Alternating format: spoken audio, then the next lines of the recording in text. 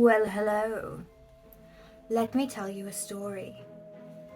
Once upon a time, there was a strange and reclusive scientist who one day decided she wanted to create the next winner of Drag Wars. Combining the illicitly harvested DNA of Dolly Parton, Britney Spears, and Hayley Williams, she created a monster! I'm just joking. It was me, Amber Sands. Hello, hi. I am a performer, I'm a singer, proud queer person, and an AFAB drag queen. I would describe my style of drag as being very over the top, very Y2K, things everywhere, glitter everywhere. I love blonde hair, like Barbie on crack. I've been doing drag since ye old days of before the pandemic. Do you remember them? Everything was in black and white back then. Let me show you a picture of my first time in drag, which it was a choice to frame this in glitter. However, I am presenting it to you to tell you it does get better, but this is my first real time in drag. That's right, I was Katia Zamolodchikova.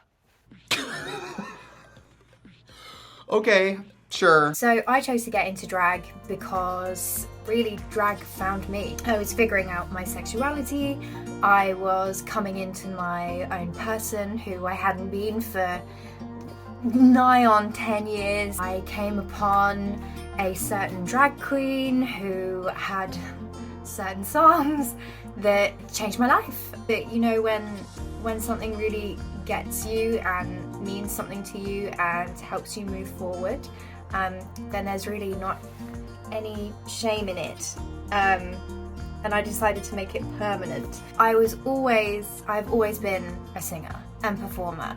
Sometimes I've bottled it down and sometimes I've allowed it to come out in my life, but unfortunately when I went to uni I decided to go down a more practical path and not do my dream of musical theatre and performing arts.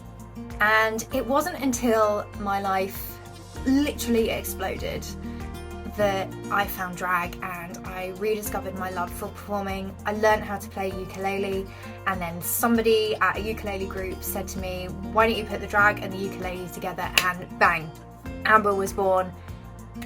She descended upon the world and has been a menace ever since.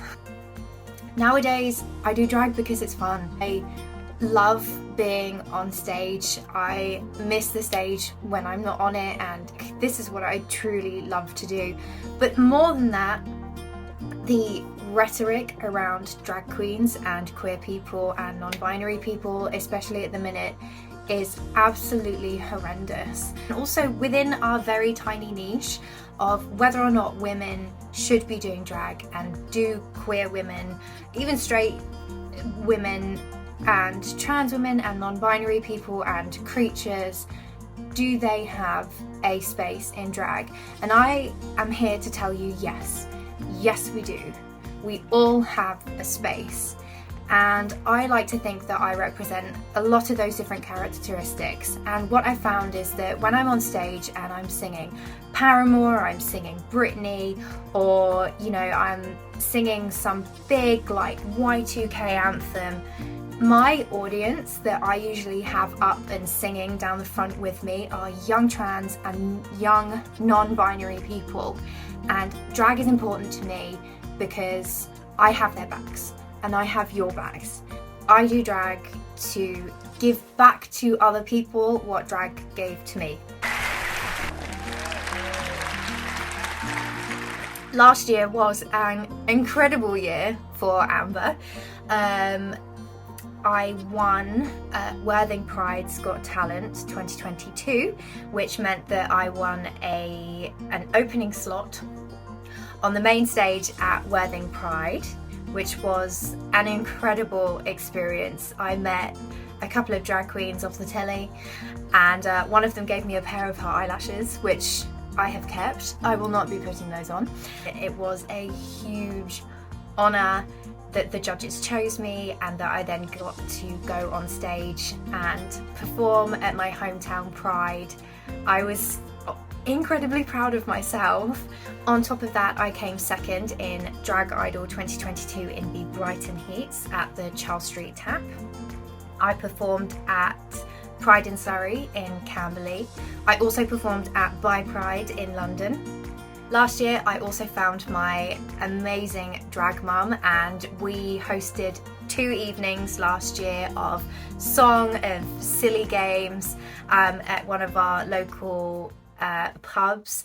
Unfortunately, where I live, even though we're so close to Brighton, there's really not that much drag going around, and so I was really glad to be bringing drag to potentially new audience, which is something that I also do in the other side of Ambersands, where I'm a ukulele player and I go around the ukulele festivals and I bring drag and my own music into spaces that have maybe not had exposure to that before. So I've performed in Eastbourne at the Bracklesham Ukulele Festival and at the Grand Northern Ukulele Festival twice. Last year I was on the main stage and I was so incredibly proud to be up there in drag in front of all these people who had maybe never come across a drag queen in real life before, and there I was singing my own songs. Hello? Oh, sorry, I've just had a letter delivered. Why do you want to compete in Drag Wars 2023?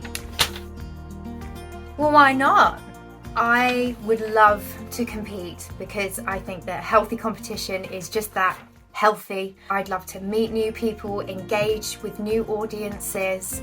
I also want to continue being a voice for the younger generation who are consuming a lot of negative news about the way that they are perceived, and I think it's very important for people like me who have maybe more of a platform to get out there, be amongst them, be at their local venues where they can come and see us and they know that they are in a safe place and that they can talk to us and they're talking to people who understand what they're going through.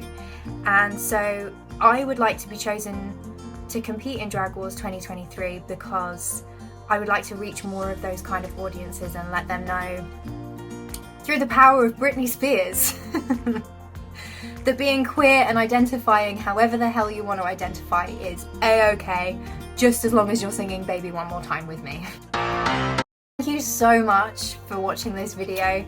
I really hope that you enjoy this video and I really hope that I get chosen, and I can't wait to meet all of you. If I am chosen, I can't wait to see all of you and I just can't wait to get going. So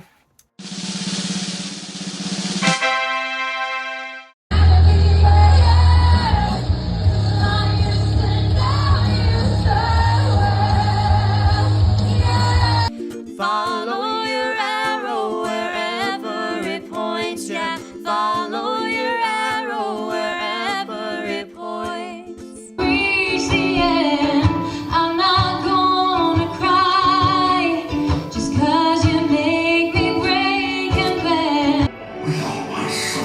Would you do anything for me? Would you do anything for me?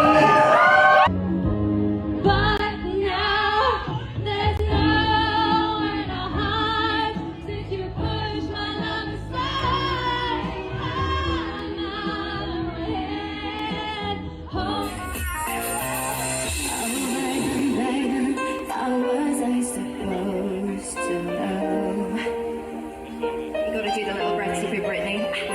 How did I get lucky? Right now.